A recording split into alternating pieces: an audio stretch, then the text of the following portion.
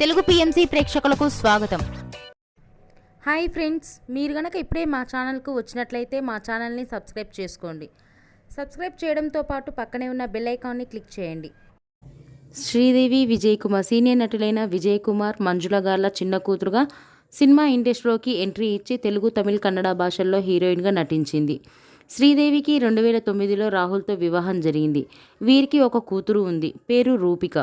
తాజాగా శ్రీదేవి విజయ్ కుమార్ తన లేటెస్ట్ ఫొటోస్ని అభిమానులతో పంచుకుంది. ఆ ఫొటోస్ని మనం కూడా చూసేద్దాం.